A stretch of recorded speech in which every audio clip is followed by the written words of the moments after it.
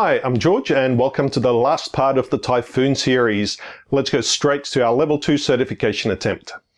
Here we're again at Mullaly, New South Wales Rocketry's high power launch site. We had debated whether we should go dual deploy for this flight, but the added complexity could result in tangles or failed main deploy, and advice from experienced flyers was that a Jolly Logic chute release could be a hit or miss if we hadn't used one before, which we hadn't. So we figured pop the main at apogee at around 3,000 feet and hope the winds aren't low and the walk isn't that far. There's plenty of open land, so that was the plan we went with. I didn't film the motor prep, so here's a photo of us loading the motor. And the rocket went through its standard inspection before flight. The one nice thing about loading the rocket with solid motor onto the pad is you don't have to worry about spilling any water. Will it sit on the bolt? Yep. And we're going to angle it slightly away from the people, you know, for reasons.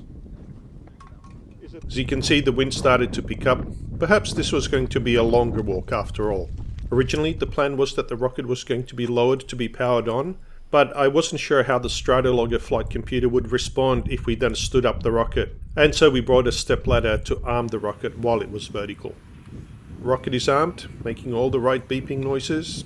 Camera's rolling. It's time to launch this thing. Oh yeah, don't forget to hook up the hose with the electrons. A huge thank you to a couple of volunteers. I'm sorry I don't know your names from the NU Rocketry for helping to clear ground stubble, because this was going to be a sparky motor and flight rules require us to clear around the pad of combustible materials.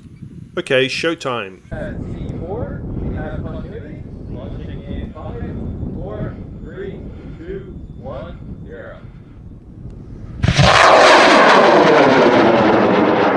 Of course it had to fly straight into the sun. And here's the launch from a few different angles.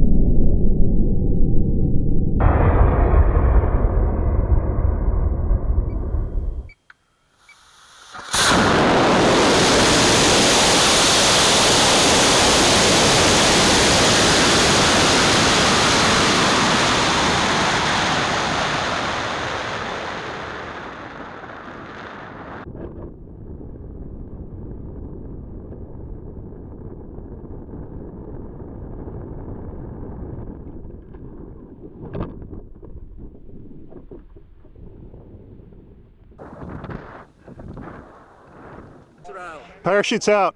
You've got it for me? Yeah. Okay, Paul, see which way it's drifting. We'll head in that direction.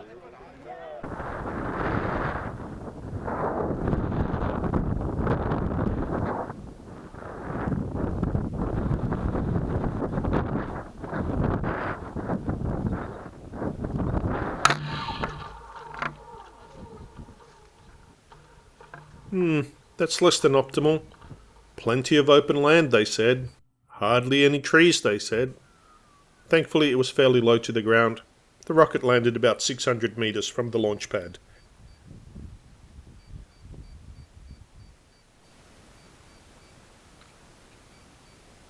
So we brought it back to the flight line, undamaged, and was ready to go again. Tim had inspected it again and let us know that we had passed our Level 2 certification, so there were smiles all around. We could now download the data from the Stratologger to see what the rocket did. We can see that the rocket reached 3,204 feet, or almost a kilometre. The top speed was 614 kilometres an hour, or 560 feet per second, or Mach 0.5. And here's a plot of the temperature over time. You can also see that the rocket caught a couple of thermals on the way down. Simulations had predicted an altitude of 3,380 feet, or 1,030 meters, so we were within about 5% of the prediction. Then it was time to pack up and head back home.